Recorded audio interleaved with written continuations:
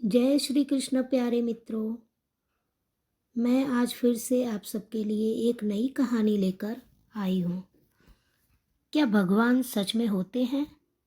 क्या भगवान को आपने देखा है कभी या महसूस किया है? मैं आपको एक कहानी सुनाती हूँ। चलिए कहानी शुरू करते हैं। एक रामपुर नाम के गांव में भगवान श्री कृष्ण के एक बहुत ही दयालु भक्त रहते थे। उनका नाम था रामकिशन। उनकी दवाइयों की दुकान थी और उनकी दवाइयों की दुकान में एक कोने में भगवान श्री कृष्ण की एक छोटी सी मूर्ति लगी हुई थी। वे जब भी दुकान खोलते, साफ सफाई के बाद में हाथ धोकर नित्य भगवान की तस्वीर को साफ करते और उन्हें धूप इत्यादि दिखाते। और उनका एक पुत्र भी था जिसका नाम था महेश, और वो भी अपनी पढ़ाई पूरी करने के बाद में अपने पिता के साथ में उनकी दुकान में बैठा करता था। और वो भी अपने पिता को ये सब कहते हुए करते हुए देखता रहता था। और क्योंकि वो इस जमाने का पढ़ा लिखा नवयुवक था, लिहाजा वो अपने पिता को समझाते रहता था कि पिताजी, भगवान नहीं होते हैं, ये सब तो मन की वहम है। शास्त्र कहते हैं कि सूर्य अपने रथ पर ब्रह्मांड का चक्कर लगाता है, लेकिन विज्ञान ने सिद्ध कर दिया कि पृथ्वी सूर्य का चक्कर लगाती है। इस तरह से वो रोज विज्ञान के नए नए उदाहरण देता, ये बताने के लिए कि ईश्वर नहीं है। पिता उसको स्नेह भरी दृष्टि से देखते और मुस्कुरा कर रह जाते। वो इस विषय पर तर्क वितर्क नहीं करना चाहते थे। समय बीतता गया और पिता बूढ़े होते गए। शायद वो जान गए थे कि अब उनका अंत समय निकट हो गया है।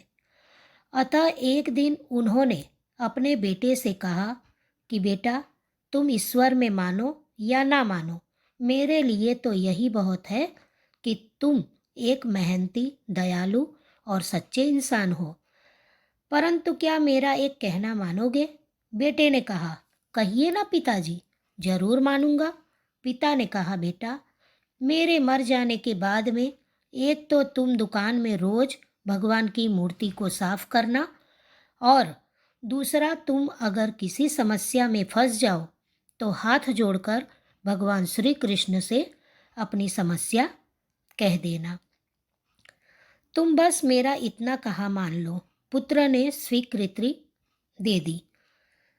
कुछ ही दिनों के बाद में पिता का देहांत हो गया। समय गुजरता रहा। एक दिन बहुत तेज बारिश पड़ रही थी। महेश दुकान में बैठा रहा और ग्राहकी भी कम हुई। ऊपर से बिजली भी बहुत परेशान कर रही थी। तभी अचानक एक लड़का भीगता हुआ तेजी से आया और बोला, भैया, ये दवाई चाहिए। मेरी माँ बहुत बीमार है। डॉक्टर ने कहा कि ये दवा तुरंत ही 4 चम्मच यदि पिला दी जाए तो ही माँ बच पाएगी। क्या ये दवा आपके पास है?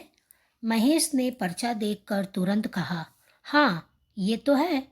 लड़का बहुत खुश हुआ और कुछ ही समय में लेन देन के बाद में तुरंत वो शीशी को लेकर वहाँ से चला गया।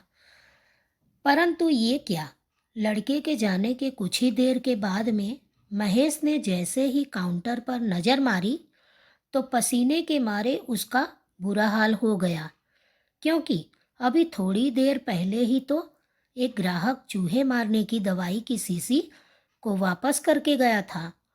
और लाइट ना आने के कारण से महेश ने वो शीशी को काउंटर पर ही रखे रहने दिया ताकि लाइट आने के बाद में वो वापस उसे सही जगह पर रख सके। पर जो लड़का दवाई लेने आया था वो तो चूहे मारने वाली दवाई की शीशी ले गया था, और वो लड़का पढ़ा लिखा भी नहीं था। हे भगवान, अनायास ही महेश के मुंह से निकला, ये तो अनर्थ हो गया। और तभी उसे अपने पिता की बात याद आई और तुरंत वो हाथ जोड़कर भगवान श्री कृष्ण की मूर्ति के आगे दुखी मन से प्रार्थना करने लगा कि हे प्रभु, पिताजी हमेशा कहते थे कि आप हैं। यदि आप सचमुच में हैं तो ये एक अनहोनी होने से बचा लो प्रभु। एक माँ को उसके बेटे द्वारा जहर मत पीने दो प्रभु, मत पीने दो। भैया, तभी पीछे से आवाज़ आई, भैया, कीचड़ की वजह से मैं फिसल गया और दवाई की शीशी गिरकर टूट गई। कृपया आप एक दूसरी शीशी दे दीजिए। अब भगवान की एक मोहक मुस्कान से भरी हुई उस मूर्ति को देखकर महेश की आंखों से झरझर आंसू बहने लगे।